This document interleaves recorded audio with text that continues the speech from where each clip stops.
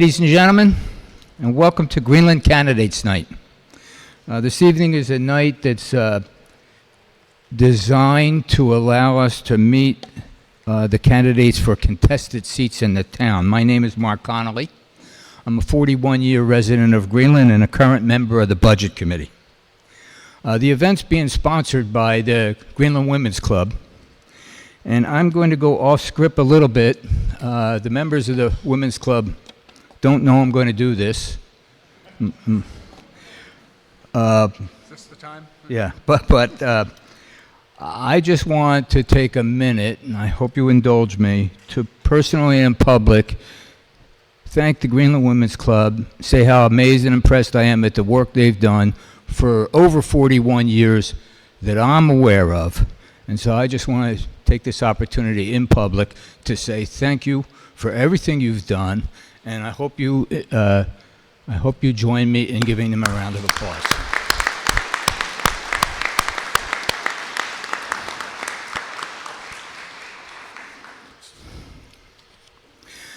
I want to let everyone know the meeting is being recorded, and it will be, so try and keep your comments among yourselves low so that they don't kind of get into the recording. I understand that can be an issue.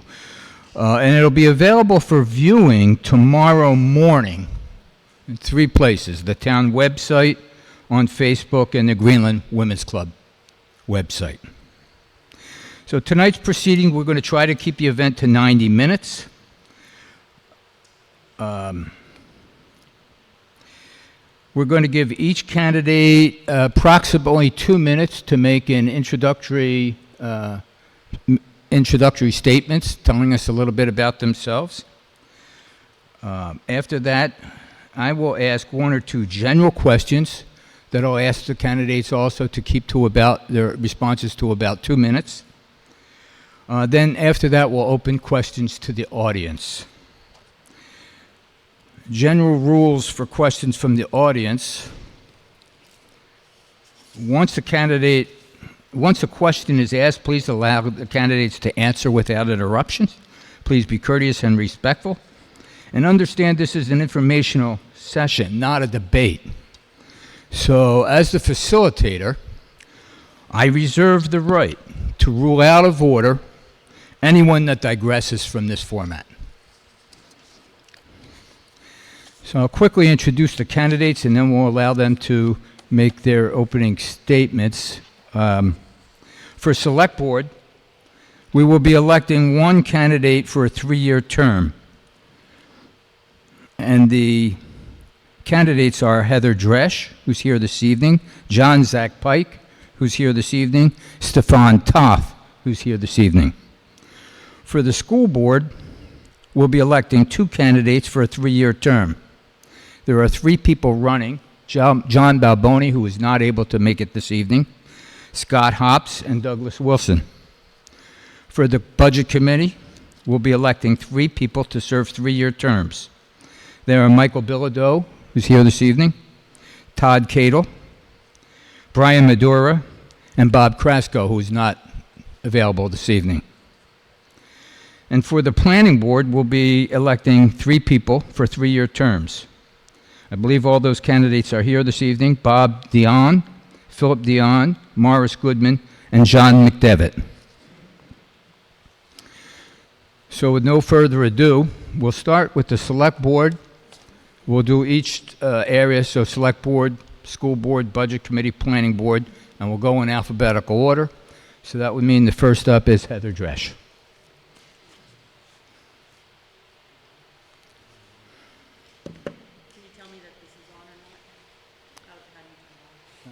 If the light's on, it should be on.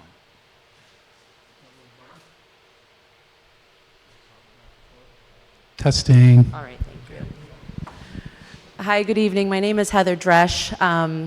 So this is a little bit new for me to be running. I've been in the town for 13 years. I've raised 2 kids with my husband.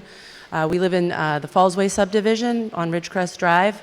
It's been a great neighborhood to have the kids grow up in.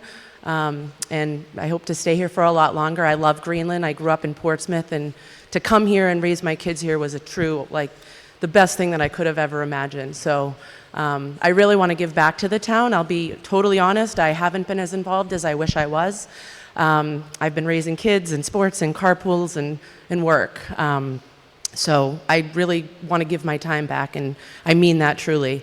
And I'm ready. I have a lot of extra time. I have 2 kids that are out of the house. My youngest is a freshman in college, and my husband is a teacher, and he does driver's ed, so he's pretty busy too. So I think, now's the time for me to really get involved in the community, learn what's going on really, truly. I have a background in operations management with a construction firm that I've done for a long time, and so don't let the word construction freak you out. I'm really here just to do what I think is right for the town. But my experience with that company has afforded me a lot of experience with a lot of things. I could tell you about it. I'd go on and on and on. But when it comes to budgets and project management and bonds and grants, I do all kinds of grant work with the company that I work with for various affordable housing projects and those kind of things. So that's important to me. They're all very difficult and they all have their own challenges, but I like that challenge. So I'd be very involved in that if there was an opportunity to be. And I think that's everything. Hi, everyone. I'm Zach Pike. I've been with the Greenland Budget Committee for 4 years, I think. We just wrapped up my 4th term. I have been living in the town for 12 years. It's easy to remember because we moved in 1 month before my eldest daughter was born, and both my girls go to the school here. I've been more involved with town politics over the past 5 years than I was for the first 7. Again, kids. But it's really been enjoyable and a learning experience to kind of just serve with the budget committee, start to understand how the town runs, start to understand kind of some of the issues we face, and see the impact that they've had on the way things operate here. So for my day job, I'm a leader at a software company. I lead a user experience design firm. I also write books in my spare time, and that's fun to do as well. But really, when it comes to working with the community here, I've just I think it's a great opportunity to kind of take some of that leadership experience I have, some of the experience I have with the town, and put it towards guidance and working with the community. So. Thank you. Testing. Hi. So I think I had a bit of a long speech, so I think I'm going to cut it short a bit just so we can keep it under 2 minutes. So hopefully you can answer me or ask me questions later on. But my name's Stefan Toth. I've lived in Greenland for officially 6 years, although my family has lived here since the 70s. I'm currently a member of the Greenland Planning Board, where I help try to work and do my part to maintain the rural atmosphere of our town and make sure that this town remains an inviting place to work, live, and raise a family. I'm a former member of the Greenland Conservation Committee, and I was also a leading advocate in the formation of the Greenland Energy Committee, which has a warrant article on the ballot this year to help lower costs of your electric bill by allowing the town to negotiate better rates, and I hope that you vote for that this year. I'm also a senatorial appointment to the Seacoast Commission on Long-Term Goals and Requirements for Drinking Water. I have the privilege and the honor of working with your state representatives in Concord to help address water quality issues in the Seacoast region, in particular the Coakley landfill up over here in Greenland. You may have seen me this past December handing out water testing kits right here in this room, and I was part of the Seacoast Private Well Initiative, which again is a great work for the Commission, and I want to thank them for providing the funding and the time to do this for our town here in Greenland. It's my plan to continue supporting our police, our fire department, and our school teachers and hardworking town employees. I study things, I look at the numbers, and I continue to believe in supporting a fiscally conservative town budget while making necessary targeted improvements in technology modernization and department resources. I know the current board has made great strides in implementing a modern HR policy and helping retain the talented individuals who currently work for us here in town, while making necessary plans toward the expansion of our fire department, which was originally designed for a town half our size and only expected to last the year 2000. I know we all had a recent tax reevaluation that put our town at $1.4 billion, and while that has that's already set for this year. You can be sure I will do my utmost to make sure that the investment we have in our town is adequately managed and that we continue to provide the efficient, effective services that we expect. I want to assure you I have a proven track record of service. I'm a quick learner. I've made myself available, and I've attended every single select board meeting for the past 6 months in person, so I can assure you I'm well up to speed on the board's current initiatives and won't require a long training period. And with that, I want to thank you and say I hope to look forward to serving you, the residents of Greenland.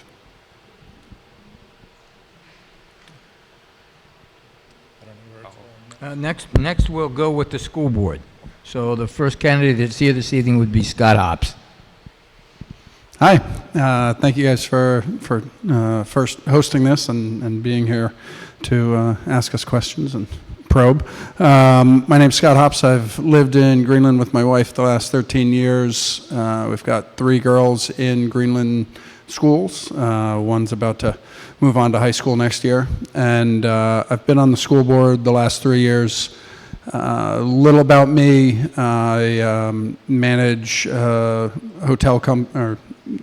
vice president of operations for a hotel management company. We manage about 55 properties, mostly northeast, but sort of up and down the East Coast, and have been part of that company the last 5 years. Boston for about 10 years before that, working in hospitality. So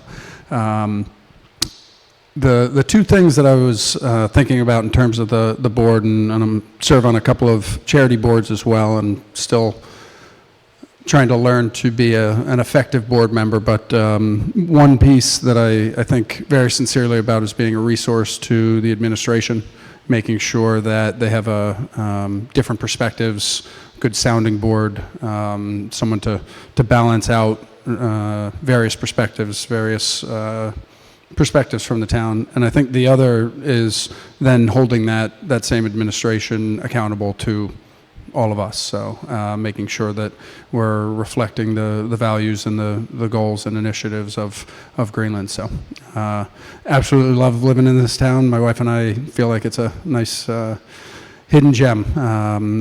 We've lived in a few places in the last 30 years, so this is home. So thank you.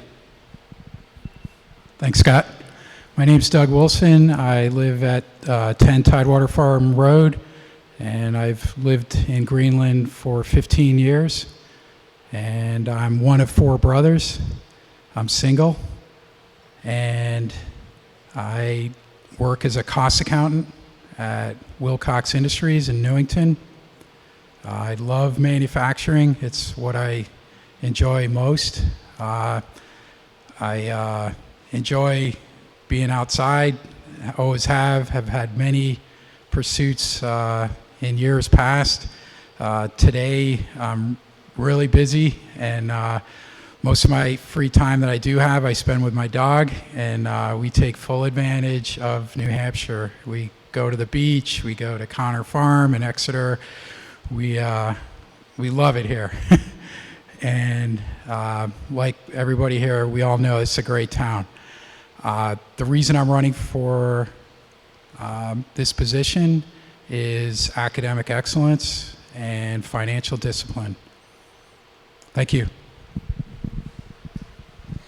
Next, we'll go with the Budget Committee. So first would be Mike Bilodeau.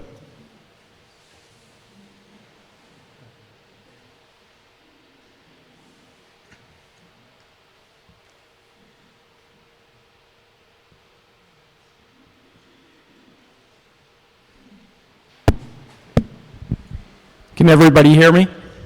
Oh, that's better. So my name's Mike Bilodeau. I'm a longtime resident in Greenland.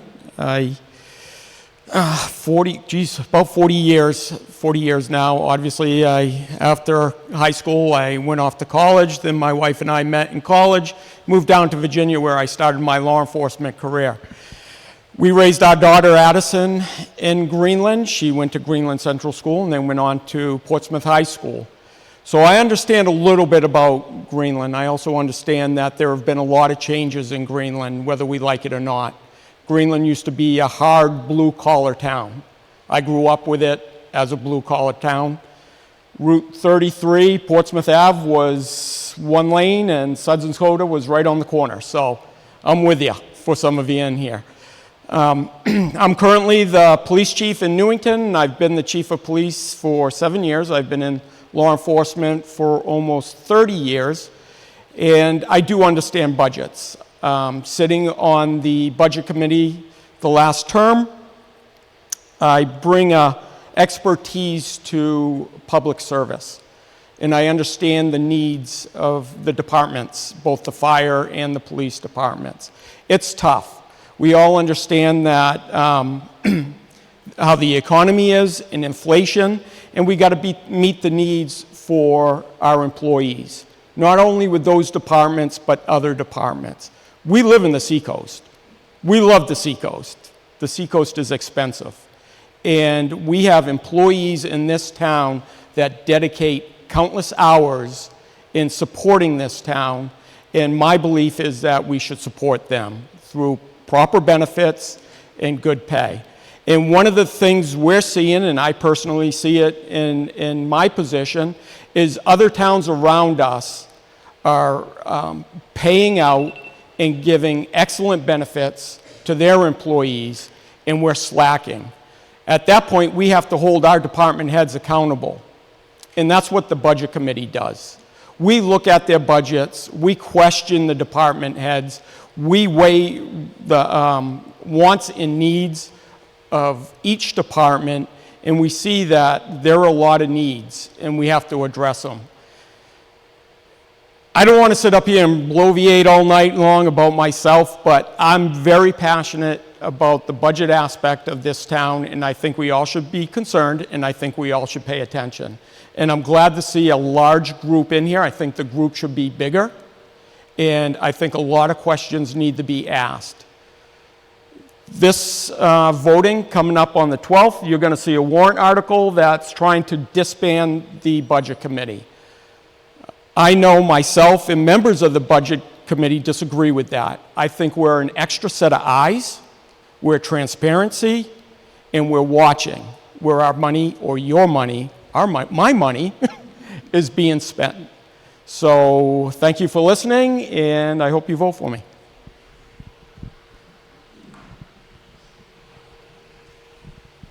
Todd Cato. Hi, Todd Cadle. I live on Coombs Farm Road now.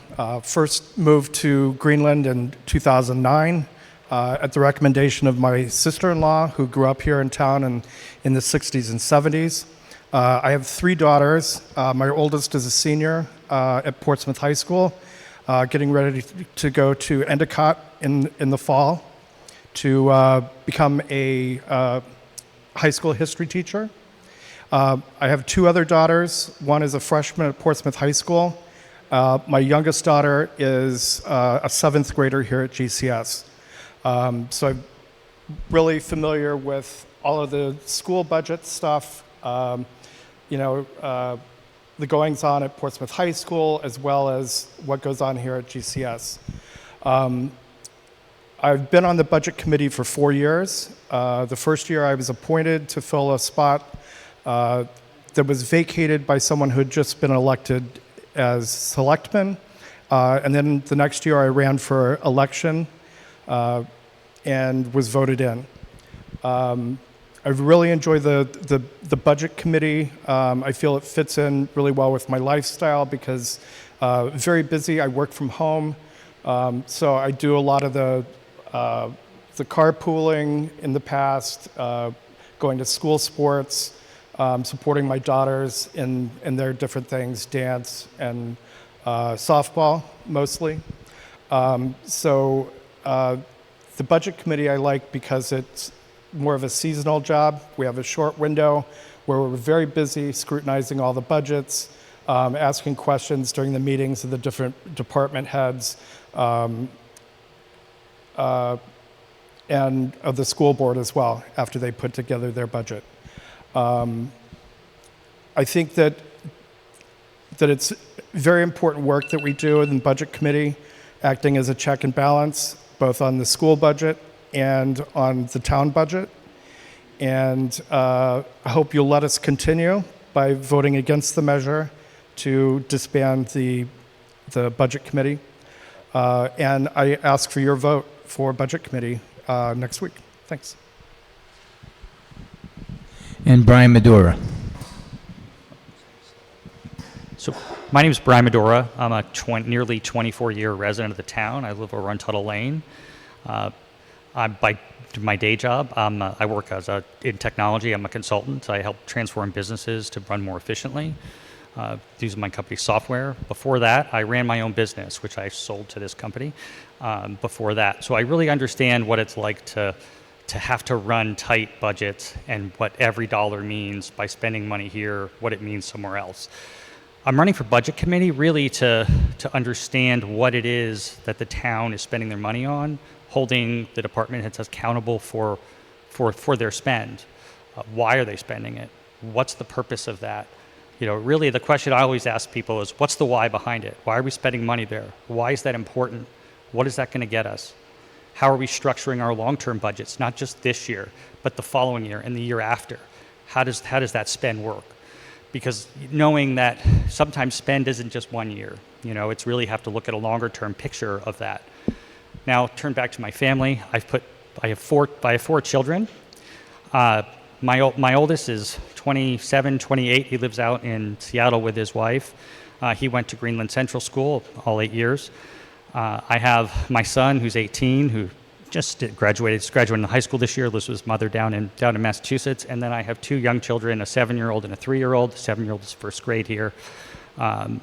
It's really important for me to give back to the town. I've been here a long time, and it's given me, my family, so much being here. Every time I thought about moving somewhere else, I sat down and thought about it and said, where else would I go other than this town that's given me so much? So I really want to give back, and give back to the people of the town in service and my time. And I really hope you'll vote for me, because I really wish to serve and help this town in many ways. Thank you. And finally, the Planning Board. So first will be Bob Dion. Thank you. You're welcome. I'm Bob Dion. I was told to rehearse this, but I didn't. So I'm probably going to leave out something that I should tell you, and for that I apologize. I've been living in Greenland since 2017, not as long as most of these folks. I've been in the Seacoast area for 16 years and in New Hampshire for over 50 years. I was born in Manchester, raised in Wilton until Mrs. Milne's kindergarten on Intervale Road. Great place. My father took me to Massachusetts for a job of his, not mine, and I went to high school there and then came back as soon as I could. I came back to the Seacoast in '79, took a job with Kingston Warren, which is not there anymore, in Newfields. It's now become something else. I worked for 36 years in the automotive business. I got a degree from the University of Lowell as a mechanical engineer, and it's served me well. It makes me ask a lot of questions. My final 12 years of work before retiring were in the defense industry. I had a great job making a great product. I really liked it, and I still support it 100%. And I learned a lot. I worked in my career as a mechanical engineer, a polymer engineer, and an electrical engineer. I never did civil. So I got a lot of experience. 5 years ago, I ran for the planning board and lost, but I volunteered to serve a term as an alternate, and they accepted me. 4 years ago, I ran for a seat on the planning board and lost again. But I volunteered again, and they accepted me again. And in those 2 years as alternate, I learned a lot. And 3 years ago, I ran and finally won the election to become a planning board member officially. And this last year, the planning board honored me by asking me to serve as chairman of the board for this year. So I really liked that, and I hope I can continue to serve you well. And Philip, Diane. Is Philip Bill here? is not here. I apologize. Morris Goodman. My name's Maury Goodman. I was born in Manchester, went to school there, stayed till I was 27 years old, and then began a family, came back to the university where I got my undergraduate degree as a non-traditional student. We moved to South Berwick for a couple of years, then moved to Massachusetts to continue work with one of the lumber and building material companies that I had become operations manager with. Maybe some of you have heard of Diamond Lumber and Grossman's. Well, they're not here because of me. There are other factors involved. Had a pretty successful career, left when I was in Massachusetts, went back to get my master's in public administration, whereupon went into the quality assurance field with a large mental health, substance abuse, developmental disability provider in Chelsea, then moved to a consulting company, a management consulting company, providing similar services to a much more diverse group of individuals and clients. Came back to New Hampshire in 2005 and now live in Nantucket Place with my partner, Pam. I've been observing the planning board since I've been here and really like the work that they're doing to keep the town as community and small as possible while continuing to grow it in a responsible way through both residential growth and commercial growth in a way that can keep our taxes at a reasonable level that in fact went down. The rate went down, I think, $4 per thousand from last year to this year. So that's something I'd like to be a part of and just simply continue the work that the planning board has done. Thank you. And last but not least, John McDevitt. Good evening. My name is John McDevitt. I've resided in Greenland since 1993. My wife and I raised our 5 children here. All of them attended Greenland Central School and went on to Portsmouth High School, and are now on their adult life's journey.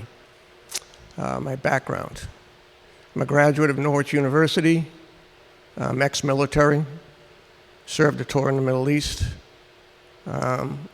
came back and went into business, investigating and recovering downed aircraft, general aviation aircraft, for many decades. Last 15 years, I've operated my own business as a small renovation company. I've been on the planning board for maybe too long now, as Dennis has reminded me, for a long time. I've served as chairman a couple of times. I've also been a selectman for one term. The planning board is an oversight board. Our responsibility is to ensure that the regulations and the ordinance of the town are complied with. There seems to be a little bit of confusion, I think, among some people that we create a lot of the ordinances and what goes on in this town. Ordinances are voted on by the people, and our job is just to ensure that your desires are complied with. So I thank you for your consideration. Thank you to all the candidates. I was going to ask a couple of general questions, but because we have a really good size audience here this evening, and I want to say thank you to the candidates for being willing to be candidates and to everyone that's come. I think I'll just, at this point, open it up to the audience for questions. What I am going to ask, though, in the interest of time, is that people limit themselves to one question and possibly a follow-up if they need to follow up. But otherwise, and then if there are no more questions and somebody has a second, we'll entertain those. But I'd like everyone to keep it, so pick your favorite question you'd like to ask first and then go from there. So anyone in the audience would like to be the first to ask any of the candidates a question?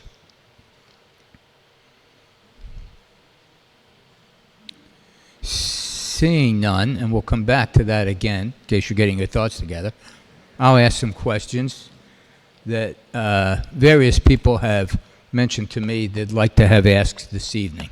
So the first one is, and I think the way we'll do it, since we kind of started at this end of the table this time, we'll start at the other end of the table with Mr. Cato and work this way. But here's the question. What do you consider to be the major issue or issues facing the town, and if elected, how do you intend to address them?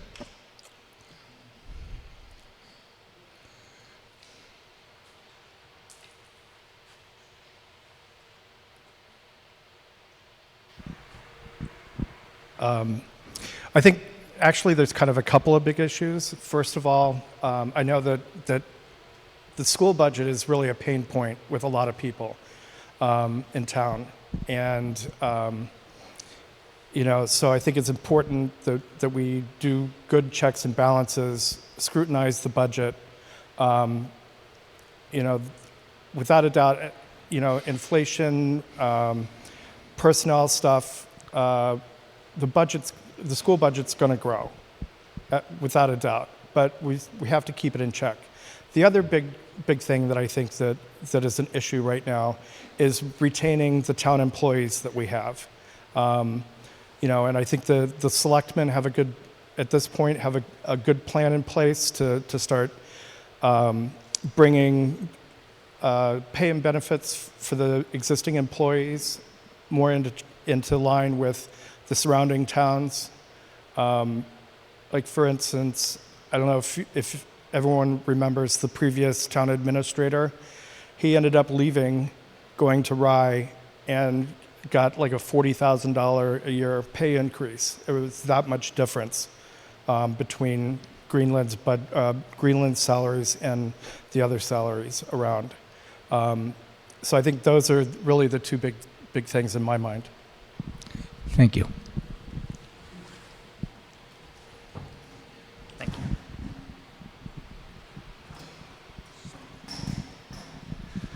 So I'd like to echo, so yes, the budget, right? So the budget's generally, and taxes, and which are directly impacted by the budget.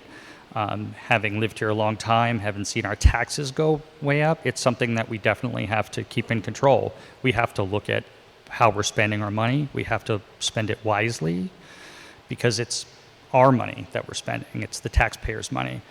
So we have to look at the budgets overall. The school budget is the #1 driving factor of the budget in town. We all know that. To me, it's encouraging, how do we encourage the school to look for more other sources of funding that aren't just us? Grants, whether they be state or federal. And, sometimes having in a prior life worked at a private school, sometimes you have to, when you go after those grants, you have to spend a little money, and I mean people's time, to go and get that money and acquire those grants so we can overall reduce our budgets. So, and they all say you spend money to make money. In this case, you spend a little money to save a little money. So I do think there are some areas that we can help the school focus on. Grants would be one of them. And then grants in other areas. Where can we get law enforcement grants? Are we missing any funding we could possibly get elsewhere? And to be creative on that. So I think there are sources we can find to help with budgets.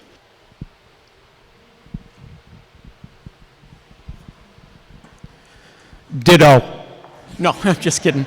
I know one way, Mark, that we can save some money right now, because I am freezing, so maybe we shouldn't have the AC on at the school, so we'll check that out next meeting.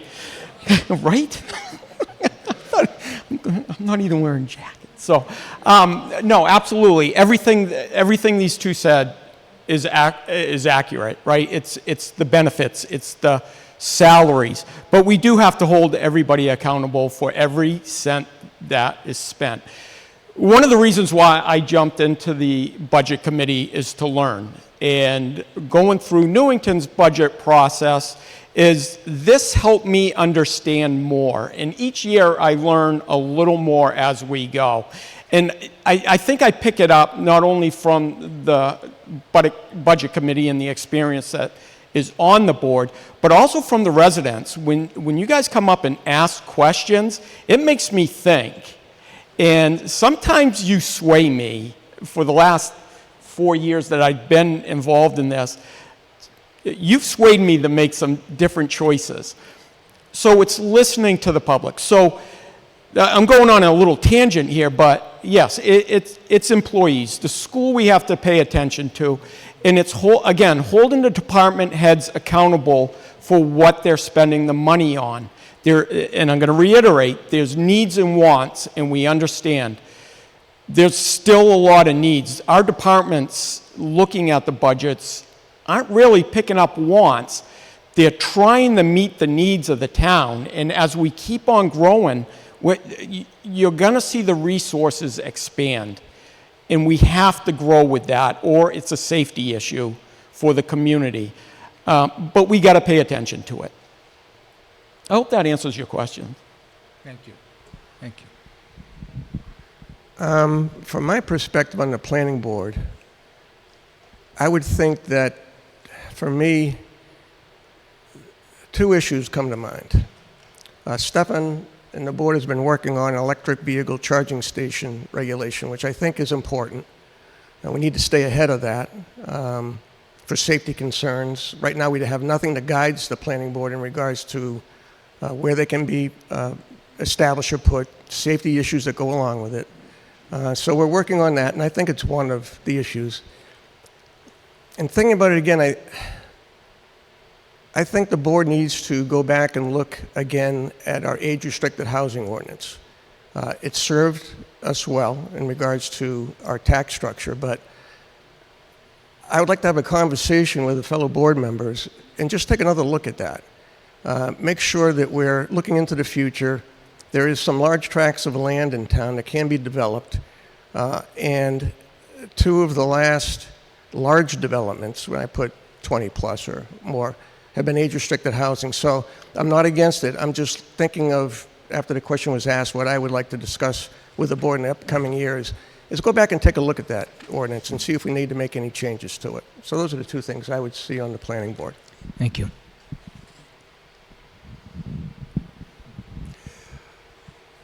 I'm not running for school board or budget committee, but one thing I do know is the children are our future.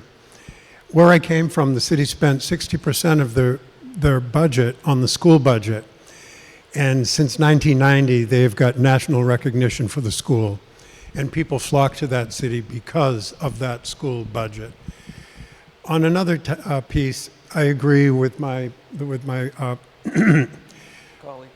thank you, maybe soon to be colleague to the right, reevaluating the town and looking at residential and commercial and all different kinds of development to encourage people who want to come here, not just as a bedroom community, but because of what this town can offer as a community to its residents.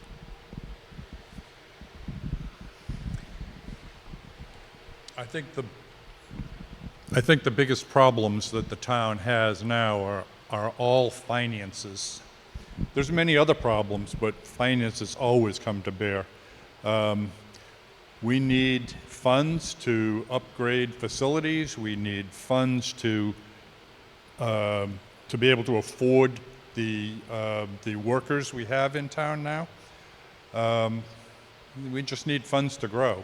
And I think the best way to address that is to attract some commercial businesses into discrete areas in town to help fulfill our tax needs and give us more resources to work with.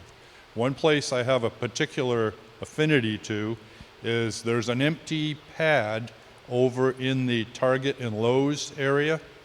There's a big empty space there that nobody is using, and I would like to see that filled up and start donating tax monies to our town. I think that would be a big help. And last thing, the thing that I promised you I would forget to tell you before, I've got 2 beautiful kids, both grown up and contributing to society.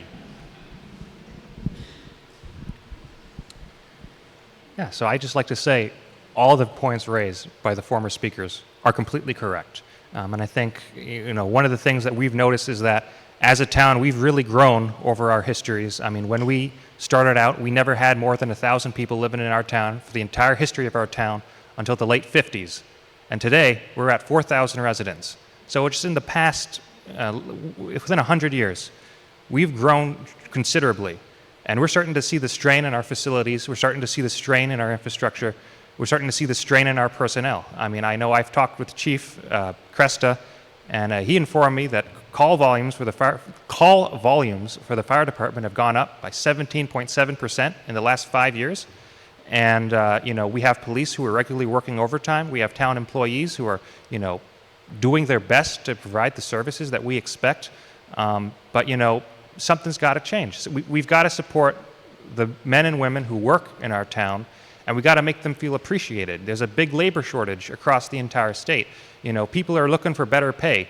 If we don't pay and have a fair HR policy, which the board is currently working on, we can't retain the talented individuals that we want to have serve our town.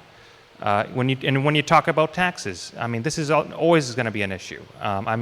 One of the things that I ran for when I was on the planning board was that we need to diversify our tax base. Currently we're mostly a residential bedroom community, and while that's great for a community, it's not great when it comes to taxes. Because when we have to invest in things such as a new fire station or invest in our HR policies, the only place that money is going to be able to come from is residential homeowners, and that's going to increase property tax values.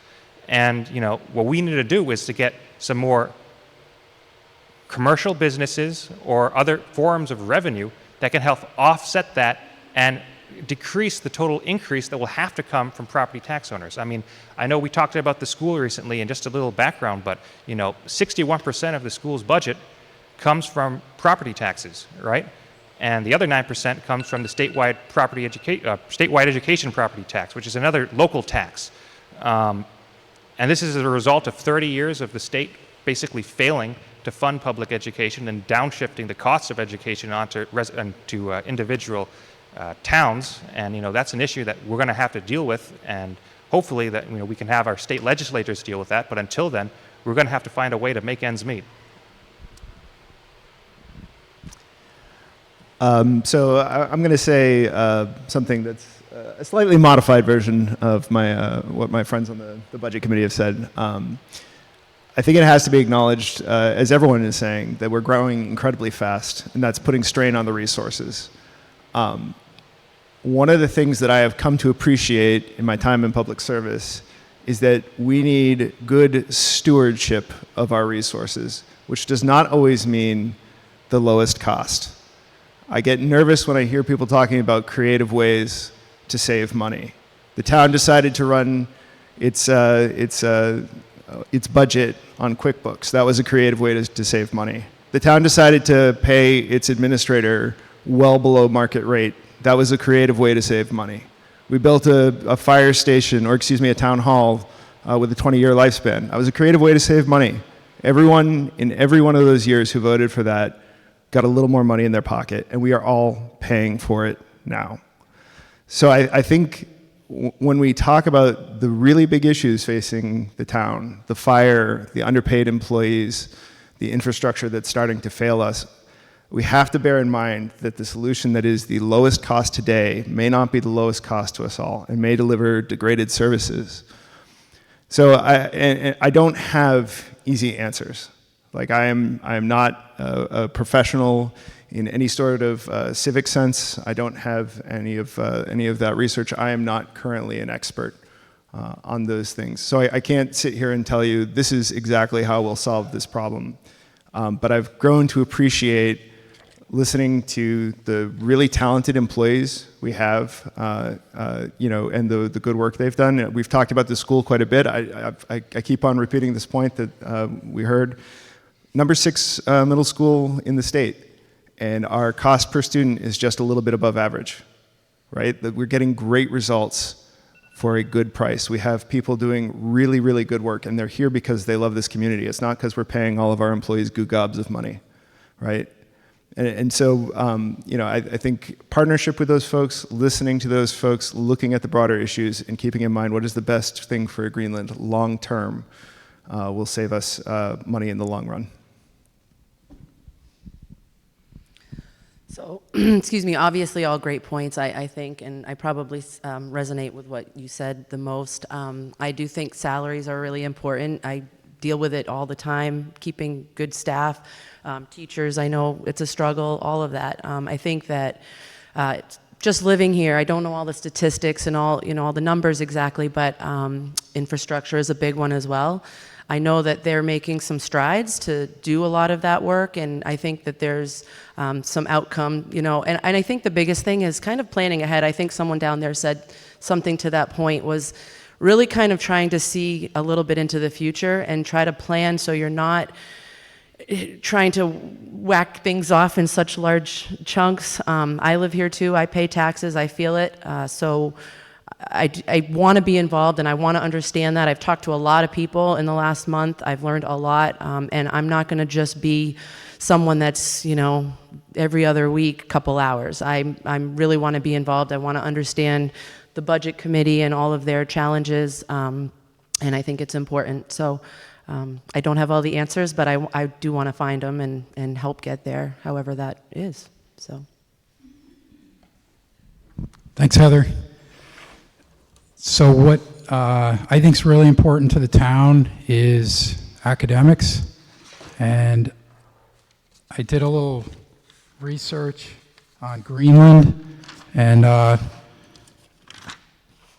when I look at math, in 2019, 74% of the students were proficient in math, and in 2022, it had dropped to 52%.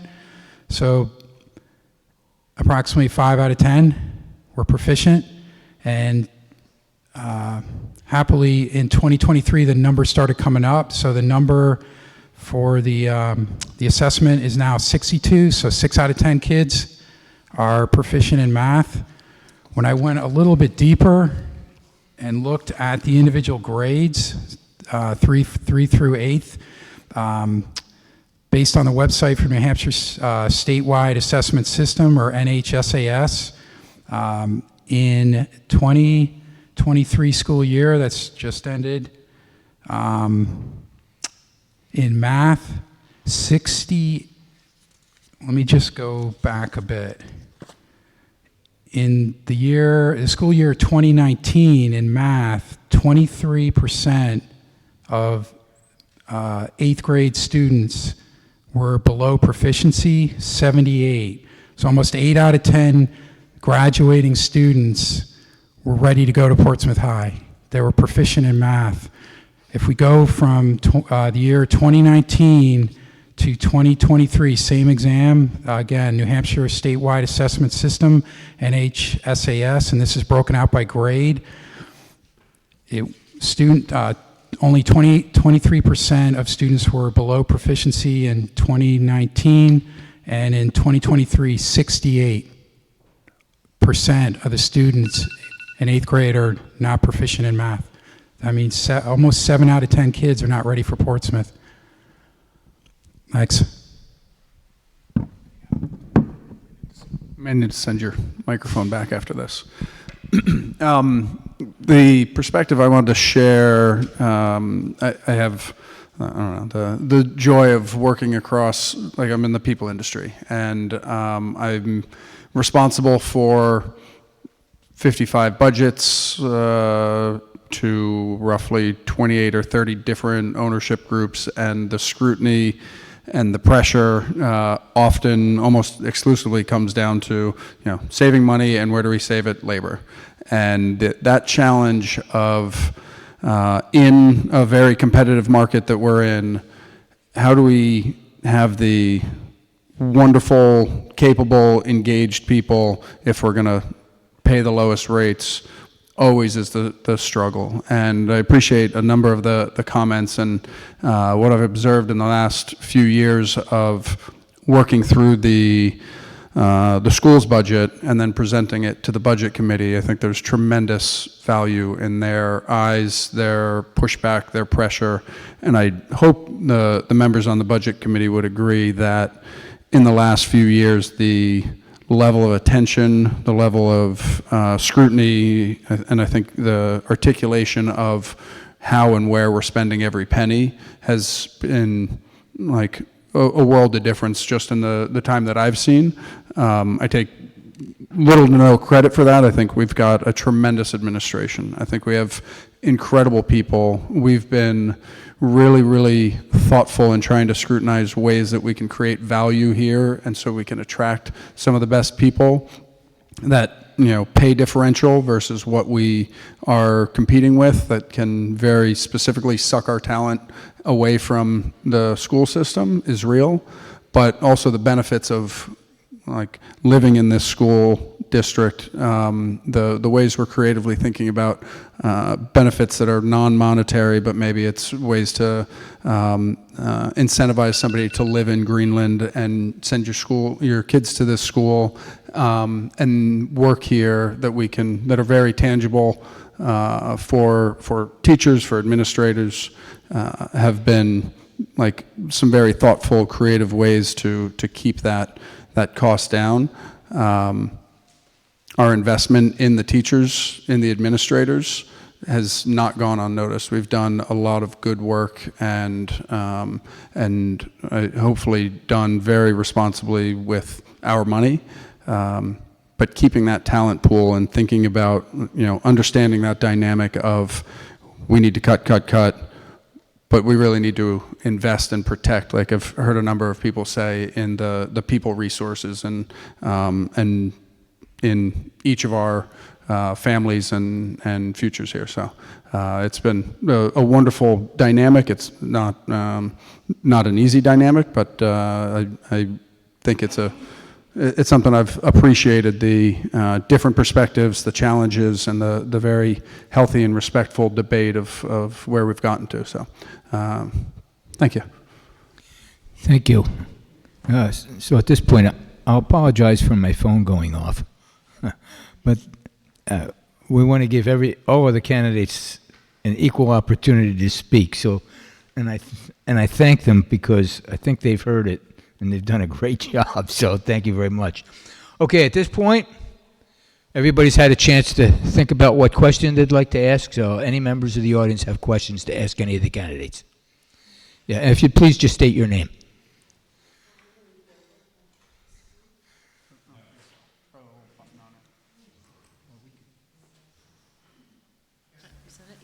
Okay.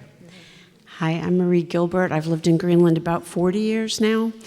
I'm on a fixed income. I've seen our property taxes go up about 50% in the last 4 years. I get that the school is important. I get that we need to pay our employees well to keep them. I get that we're big enough now that a volunteer fire department is no longer adequate for the size of this community. I get all that. And I absolutely don't discount all the hard work that all you guys do. I've never been on a school board or a select board or any of that, so I can't imagine the work that you guys have to do, but I've been on boards for nonprofits. And one of the things that we always depended on was a group larger than our small nonprofit who had the same experiences, who could guide us in terms of how do we get more funding into our little program, our little community. So does Greenland know, or does Greenland have a resource for information above our level of our little town? Like, you brought up the point of what makes more income for the town, age-restricted communities versus bringing in family housing versus 55 and older housing. What sorts of businesses bring money into a small community without actually costing the town more because we've given them tax breaks to come here, that sort of stuff. And I guess I'm wondering what are our resources for that sort of thing, or for filing for grants or getting federal assistance for our roads or our fire department or whatever. Like, what does Greenland have above our local community workers and volunteers? Okay. Thank you for that. I'd love to offer just a few insights that I've learned. So I've seen the SAU administration turn over almost completely in the last few years. The addition of Steve Suppenny, the business administrator, Chris Russo on technology, Brian on the facilities. So they look across all of SAU 50, and so they are one level of that resource, and the grants are probably have been the most impressive piece that each of them has brought to bear. I think between Sue, Chris, and Brian, just about everything that they present that we need to spend, they have a way to fund it, which are often state grants, federal grants. And I think in the last few years, obviously this is skewed a little bit with the COVID funding, but there have been hundreds of thousands of dollars of grants that we've looked at, sourced, received, and then decided together how to spend. But I do think that's a really important source of funding above us, and look into some best practices and where are other sources that we haven't tapped into yet. I remember hearing somebody earlier say, you do need to spend a little bit to get somebody to chase those specifically, and that's a thoughtful question. I hadn't thought to ask of who we're reinvesting in to get 5x, 7x, whatever we're investing to get back to the town. So thank you for that. Anyone else on the panel like to answer?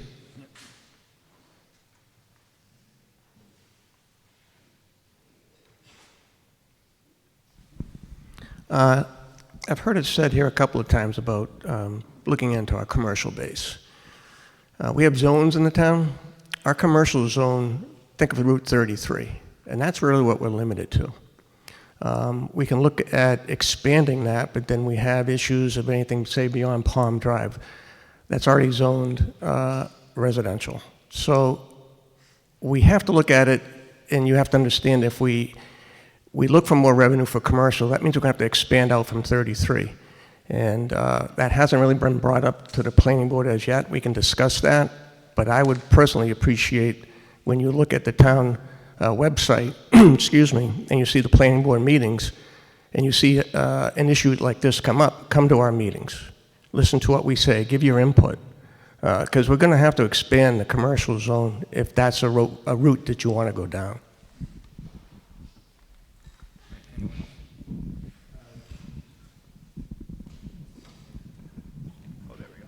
All right. So I did want to say that grants are obviously really critical to finding funds for our town, and it is something that we take advantage of. We hear about police getting grants, we hear about other departments going for grants, and obviously school goes for grants. I think it's a great point to talk to other people about how do we do even more of that, because it's certainly something that we're looking at, and it's a question as to whether or not we've maximized it. I genuinely don't know. I will say that I think our town and department heads and our school folks are doing a lot in that area. They push for it. Everyone is aware of how much it impacts us when we can get those funds. The other thing I just wanted to say is I really appreciated your comment on looking for broader experience. I think for myself, I've talked quite a bit with my father, who was a town selectman in Newmarket, and there's an organization that the town is contracted with to look at salaries and stuff like that, and I think that's an excellent move. That's one of those areas where spending money can help us make money or save money if we can hire experts, because we do have we're a volunteer government, we're a volunteer body, so the more we can rely on people who really understand this very deeply, I think the better. I'd just like to expand a bit on what Zach said. I know we do have a contract out with a contractor to help work on our HR policy and to get that up to speed. So we are, actively on the board looking at ways that we can expand and increase the amount of knowledge and make sure that we have a modern HR system that can, protect and retain the valuable employees that we have.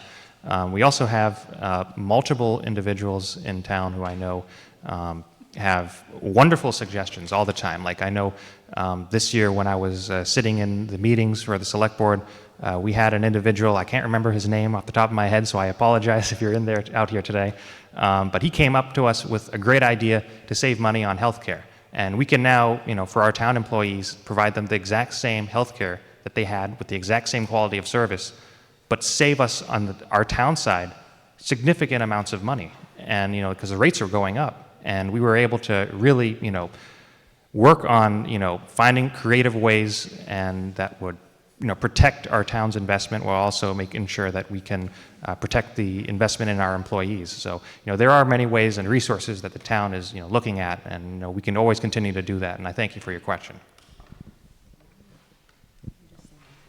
Thanks. Sorry.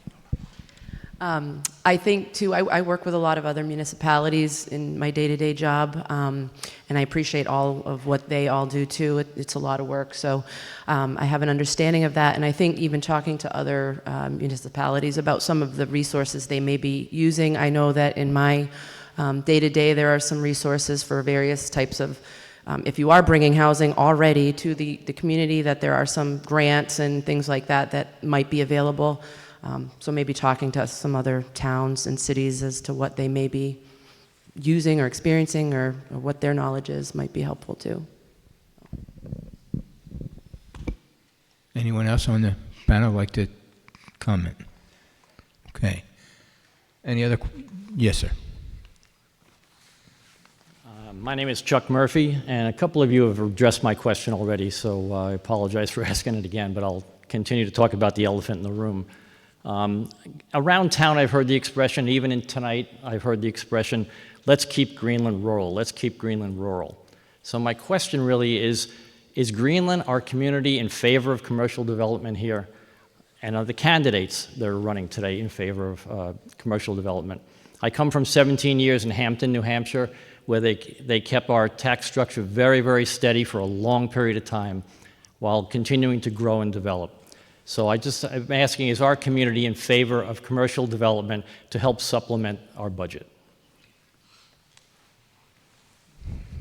Okay. Yep. Excuse me. I think that's a question that you, as the citizens of Greenland, should be answering. Right now, Greenland's just over 15% commercial. Is there room for growth for more commercial? The gentleman to my left has mentioned an area over by Target and Lowe's. But ultimately, a commercial development increasing a bit above 15% to maybe 16 or 17%. So residential would still be about 78 to 82%. It's an interesting mix, and I think that's part of the responsibility of the Planning Board and the Board of Selectmen and the citizens of the community. Can Greenland maintain its rurality? I don't believe that's possible. I mean, where I live was farmland. People come over to help me with my home, and they used to play in the fields there. So I think the future is probably not rural, but to maintain the integrity of a community, I think, is what's very important. And I believe that can happen by supporting the town hall, the firemen, the police facilities, the school, and always keeping in mind, if you keep raising that question, that's what's going to keep it in everyone's minds, instead of jumping ahead to all commercial. The pad over by Target and Lowe's, that is been asked many times by the planning board to the developers that own that property. They have no intention right now of building it out. Years ago, we were told that that lease is being paid by an entity. I don't want to mention it because it may not be true. But the owners of that property are collecting money on that. And as of the last time the planning board asked, they have no intention of building it out. And they have to come before the planning board to get the approval to do so. Once again, as I said before, your input to the board as far as commercial development would be appreciated. Right now, the board, in the past year anyways, the last two terms I've sat on, has not contemplated expanding the commercial zone. But if that's the will of the townspeople, then go to the planning board and advise them of that.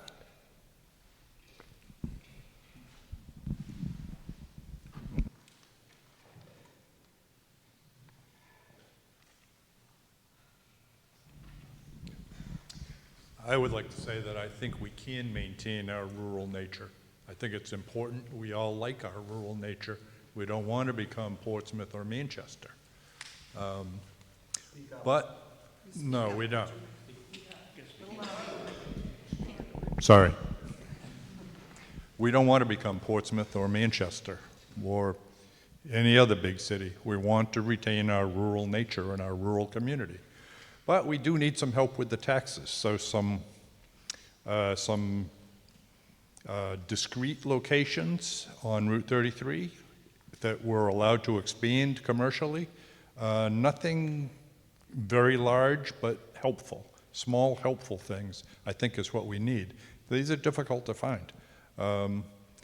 You have to be ready to accept them when they come if they're reasonable and within the ordinances of the town. And we don't want to offer any tax incentives to them. But yes, I do think that maintaining our rural nature is very important and we should do it.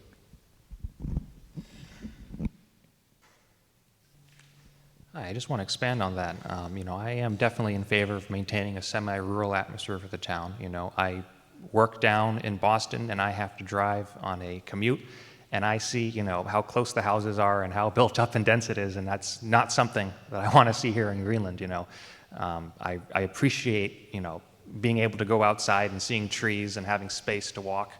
And that's something I think we definitely want to keep as a community. But again, it is also true that if we don't have some sort of commercial development in at least some part of town, that desire that we all have to live in this, semi-rural area will become unaffordable, and it will really impact us and our ability to even stay here. So the big problem that we have is that we don't have water and sewer in town. I mean, we have a couple water lines, but nothing extremely large, and that is a really big barrier to the sort of growth that we want to talk about here tonight.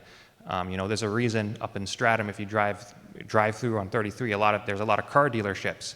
It's because they don't have a lot of water and sewer needs. So, when you talk about, is our town, if we want to have a zone that we can have commercial or other sort of properties that pay and offset the taxes off and shift them off the residential base, we're probably going to have to think about potentially investing money up front into a water or sewer infrastructure to make zones like that attractive to developers who may want to have that in order to have that possibility. So just more food for thought.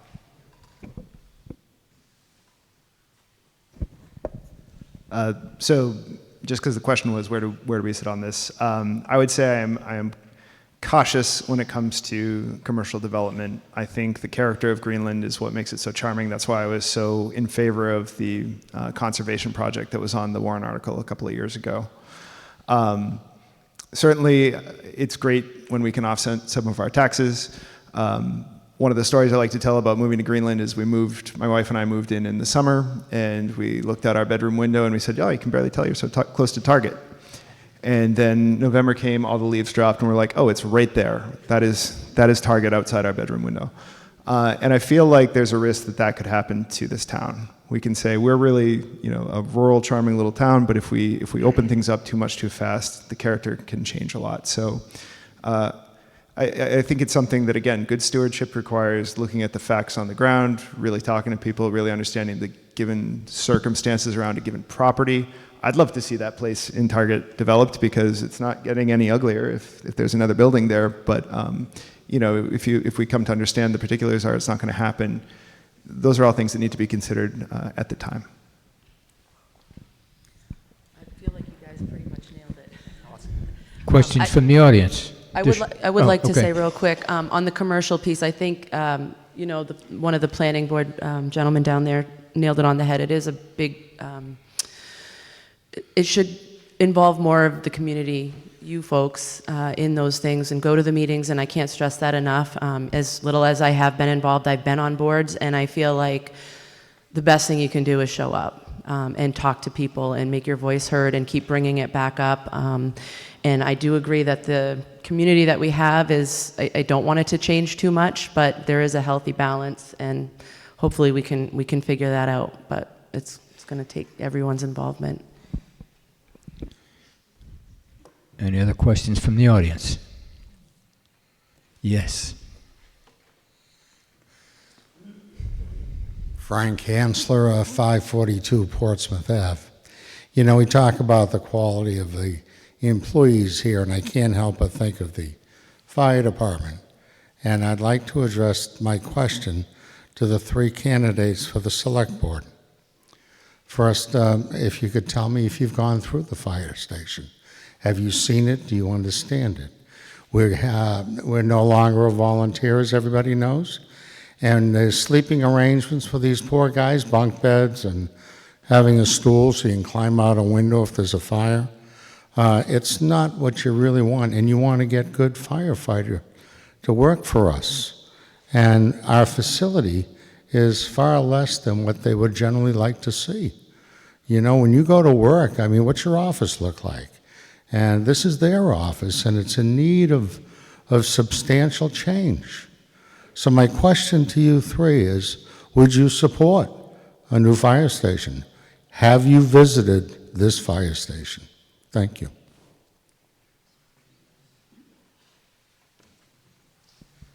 I have been in the fire station. I haven't done a thorough tour. I talked to a lot of folks who have expressed the same thing you're saying now, is it's inadequate. I mean, it was built a long time ago to serve a purpose for a much smaller community. So from what I'm hearing, I could be on board with supporting that. I would obviously like the chance to really get to know it. Depending on what happens here, I assure you I will be very involved in all of the aspects of that.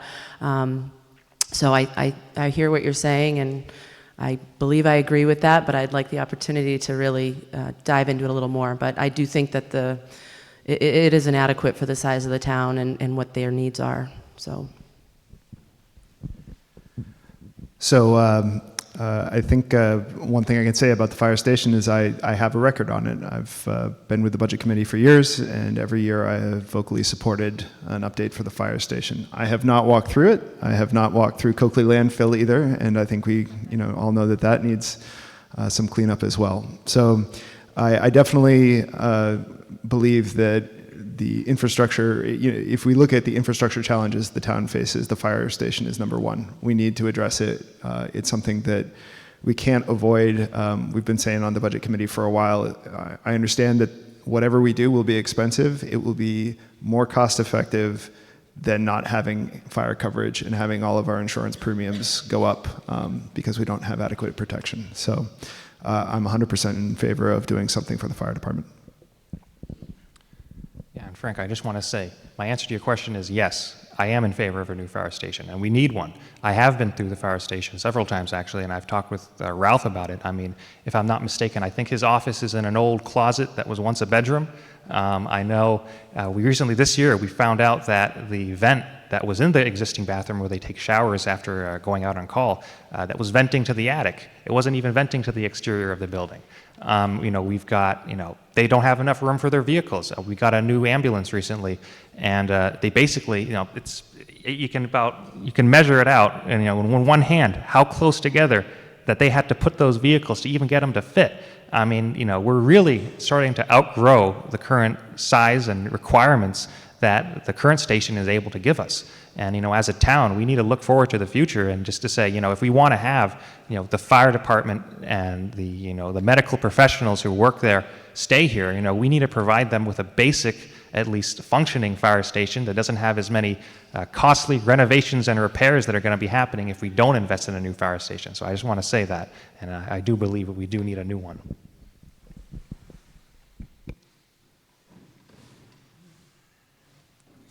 Any other questions from the audience?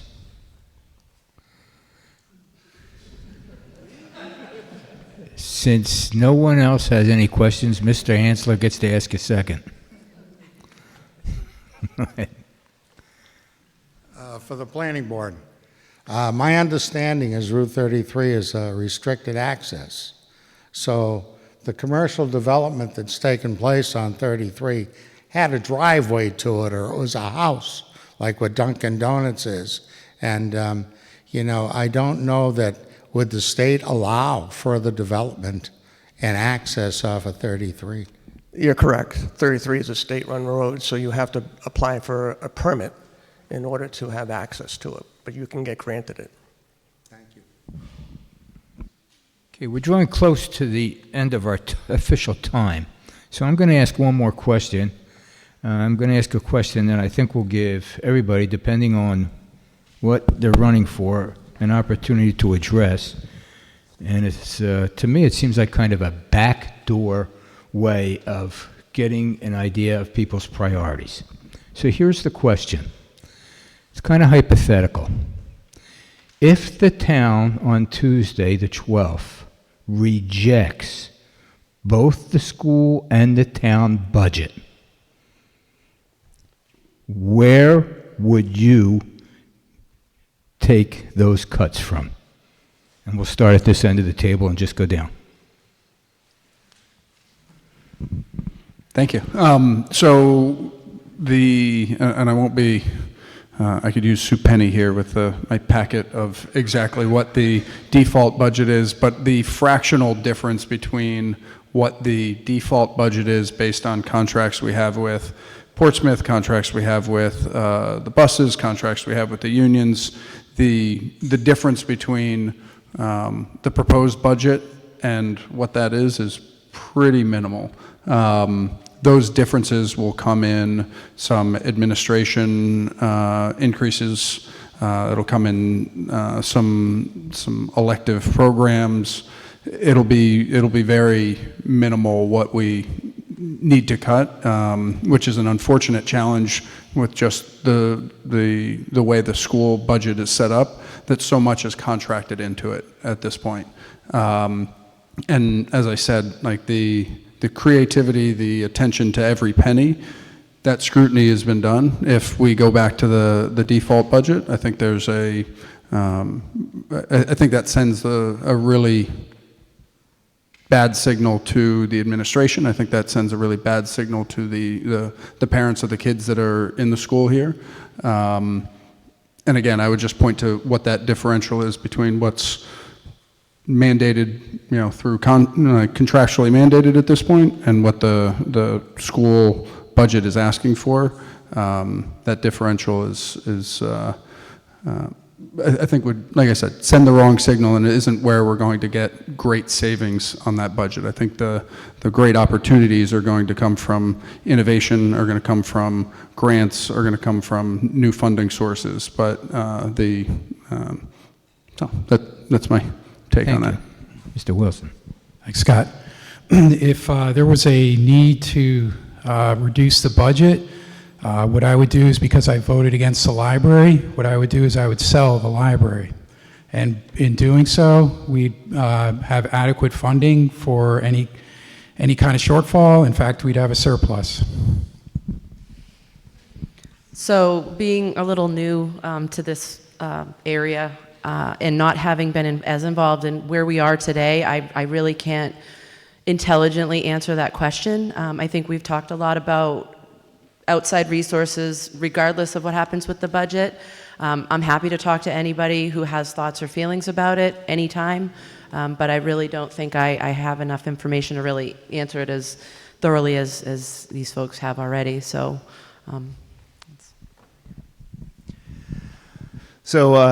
if we go with the default budgets, and I urge you not to vote against our budgets, please vote to support the hard work that the Budget Committee, the Selectmen, and the town employees have done. But if that did happen, and I had a say in how to deal with that unfortunate circumstance, it's hard to give specifics because, again, so many people have put so much work in. There is not a lot of fat in our budget. There's not like a big money pit sitting in the middle of it where we'd say, well, that's the first thing to go. You'd have to make small incremental things. I think my priority would be cutting services, honestly, because we already in this town have a history of putting it on our employees to say, you guys take the cut. We still have to do all the stuff. We still have to get all the value, but we need to not pay you as much. We need to not give you that raise. We need to cut certain things out. So my personal priority would be to say what services has the town elected to live without, and how are we going to make that happen? And it'd be unfortunate. I really hope it doesn't come to that.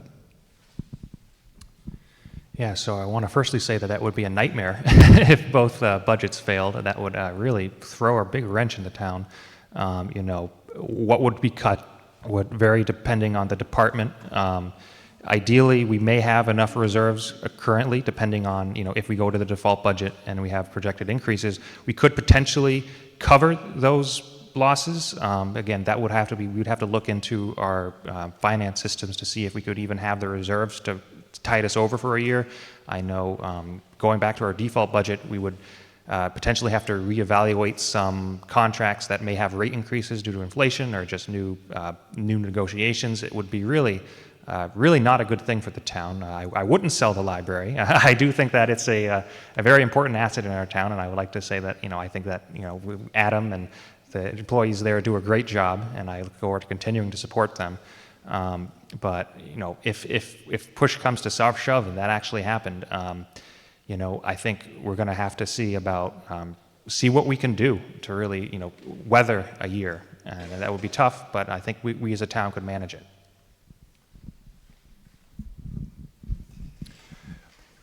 I'm not really prepared to answer that question. I haven't paid a lot of attention to either the school or the town budget, knowing that we have a school committee paying attention to the school budget and a budget committee paying attention to the town budget, and they all are much more knowledgeable about it than I.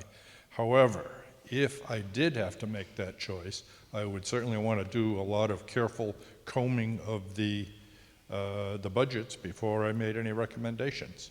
I'm confident that there's not any large amounts of money in there that are going to be easy to save. And it would be sacrifice somewhere, somehow, to go with the default budget if we have to do it. I hope we do not have to do that. Mr. Moderator, may I answer a question that was posed before and then answer this one? Or is that out of line? It's regard to the fire station. If you make it brief. Yeah, very brief. There's a project in Manchester 5 years ago that was $1.4 million, and today it's $7 million. Money spent today is going to be a savings over money spent tomorrow or the next day. Prices for construction, as many of us know, are rising 17 to 40% annually. So I hope the citizens of Greenland realize that as the next vote comes for a fire station. As far as the budget, I would agree with hopefully there's money in the reserves. Usually it's education and social services that are cut, and I never go along with that. I don't feel qualified even to answer the question, not being on the budget committee. I know that I will vote for the budget because I believe in this town.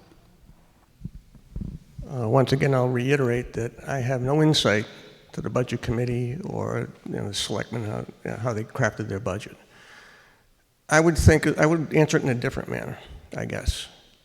I think the responsibility of elected officials, the first priority is the safety of the people that have been elected to represent. So instead of saying what I would cut, I would answer this question by what I would preserve. And that would be the public safety aspect of those budgets.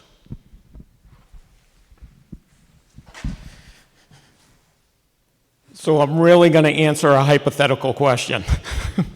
I'll tell you what's going to happen. It's going to be easy if we go to a default budget, and I hope we don't, is we're going to lose employees. Right now in public safety, we can't get people coming to our departments for jobs. We're fighting other towns. Other towns are paying for them. Other towns are throwing. There's a town in New Hampshire that's throwing a $30,000 sign-on bonus for a certified police officer. Just certified, $30,000. So that's where we're going to save money if it goes to a default. Newington, I'm short 3 officers, and I'm in a hiring process right now. But I assure you, if I can take 3 certified officers, that's going to save the town some money. And we don't want that. Fire department's the same way. School's the same way. There's other schools looking for teachers. And we have to support our employees. I know sometimes it's a tough challenge, but we got to figure it out. We have to have creative ways of keeping our employees. So that's where we're going to save money with a default budget. But don't vote for a default budget.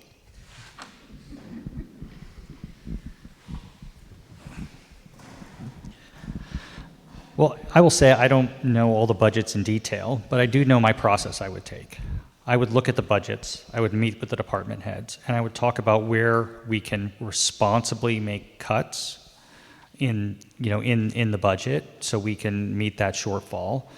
And in some cases that could be, like you said, delayed hiring. There's a lot of choices that could be made there. None of them are good. We should vote for our budget because that's what the town needs. That's the process I would take. And then the follow-on would be the next to say we have cut those services. Where can we go find the money outside of the taxpayers? That's the very next question to ask, because we really have to take a longer-term approach to funding in this town, not looking at as we just raise taxes every year just to support the budget. We have to look at grants. We have to look at other sorts of funding, public-private partnerships that may give us some funding. There's, I think, a lot of options out there, and I just have to think we have to get creative to limit what the taxpayers of this town are paying on an annual basis for increases.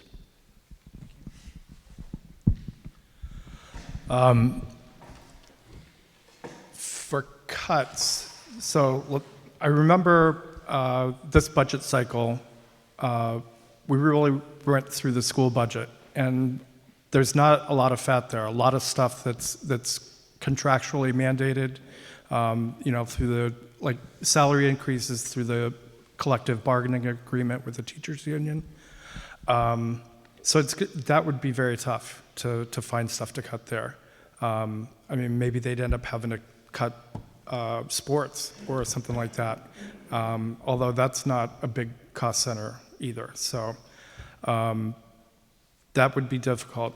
As far as the town part of the budget, I don't know, the selectmen might end up having to, I know there's a new position that they're looking to hire for a financial director for the town, which we really, truly need. And maybe the town would have to forego filling that position for another year until the next budget cycle. But again, there's not a lot of fat in the town budget. They've made some adjustments to try to really avoid big increases, like with the plowing contract they did with Piscataqua. We got a flat budget item for that. So I don't know, it'd be very tough. Okay, we're very close to our allotted time, so I think we're going to take the remainder of the time, ask each of the candidates to keep their comments to 30 seconds or so, to make a final comment, what you'd like to say to the member.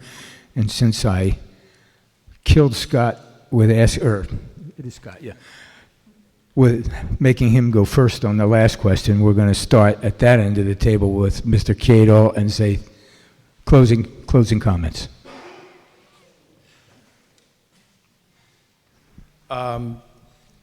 I guess I'd just like to say that I've really enjoyed the past 4 years with the budget committee. Like I said earlier, it really fits in with my home life, the short cycle, but still allows me to give back to the town, help try to keep costs in check, and make sure that taxes stay down as much as possible.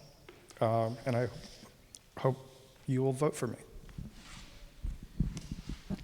First of all, I'd like to say thank you, everyone, for coming. It's so important that everyone shows up and asks us questions and really, gets to know the people that they want to work for the town. They want to be elected in the town.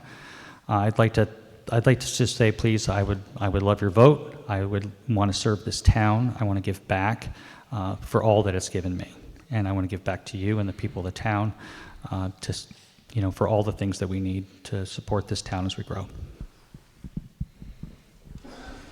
Thank you very much for coming out tonight. I think it's exciting to see a large group like this, and I'll reiterate, like I said earlier, I think more people should be coming out here and seeing what we do or going to the meetings. If you really want to know who I am, or some of these members that have been on boards, go to the town website, click on the meetings, see the discussions that we're having at the Board of Selectmen, Budget Committee, Planning, and school boards. That's the best way to educate yourselves on who we are and what we stand for. Sometimes I can be outspoken in the meetings, right, Frank? There's some disagreement, but we all come to the same conclusion, especially with the Budget Committee, is trying to figure out the best needs for the town and holding people accountable. So thank you, vote for me. I'll reiterate the thank you what these gentlemen have. Thank you for coming out. I guess I would say, please consider running yourselves or talking to your friends and neighbors. There's been plenty of times where I've thought, okay, this is my last year. And the day before sign up, I go in and say, hi, Marge, who signed up? No one. So participating in the town is very, very important. So please consider it yourself. If you know someone who's talking about it, talk to them. These boards can use your input as well.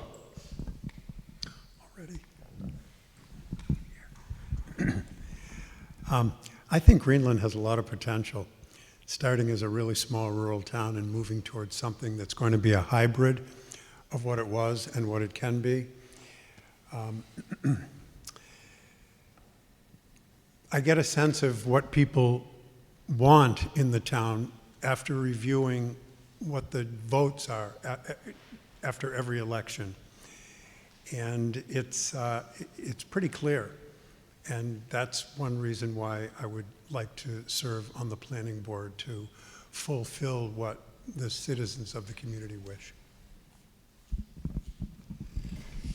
Thanks to all of you for coming and asking questions. I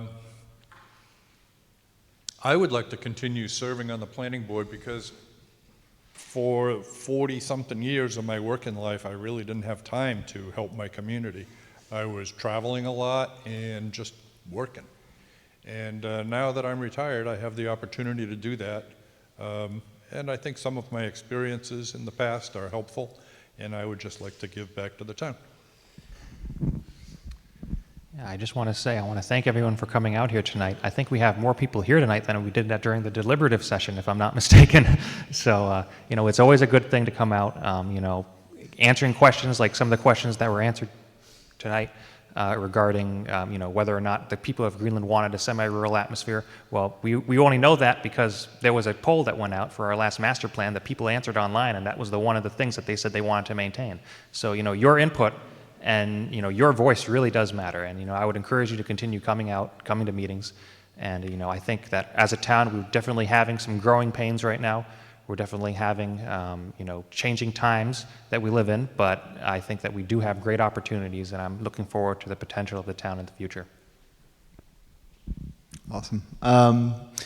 So yeah, I'll reiterate the thanks for coming out. I was going to use this time to really tear down my opponents, but they're both just fantastic people, and I can't.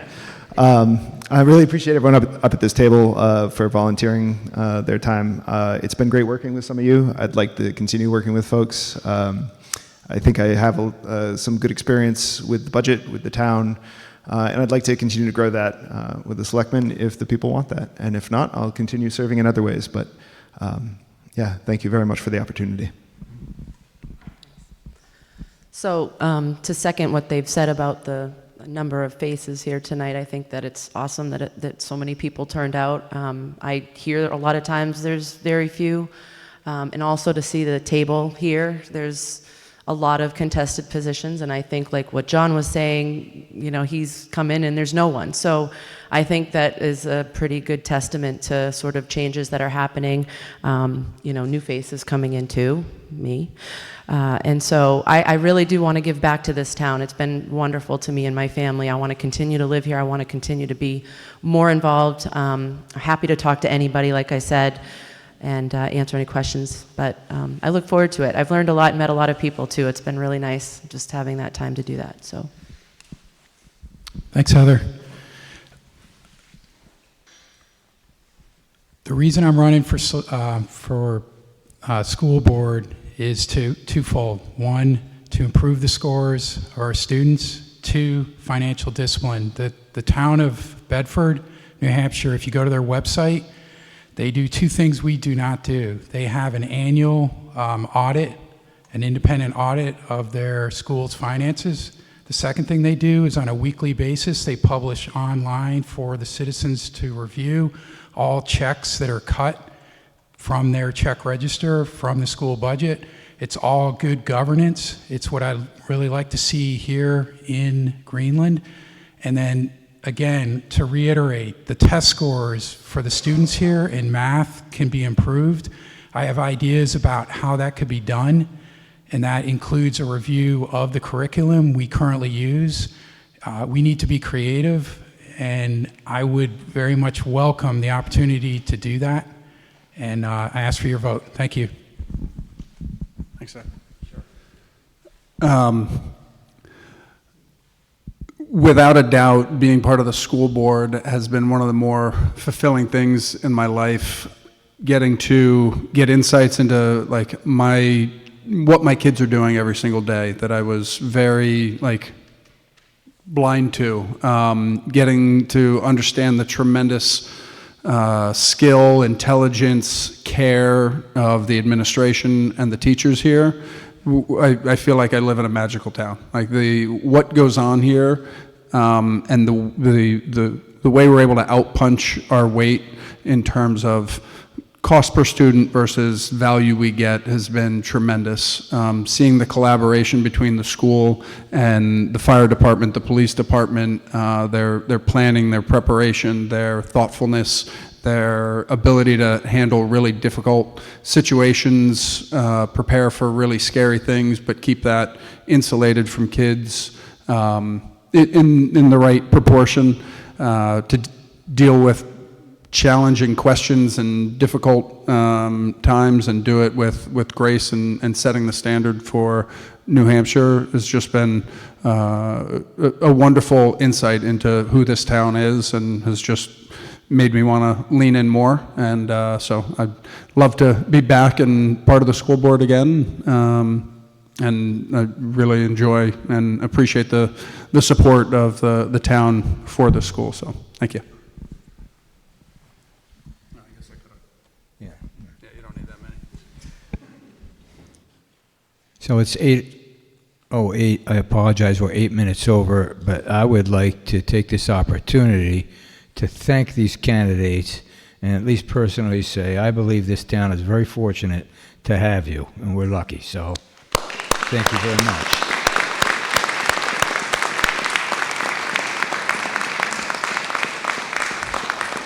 And I think we're, as I said at the beginning, very fortunate to have the Greenland Women's Club. We're very fortunate to have all of you to make Greenland a great town.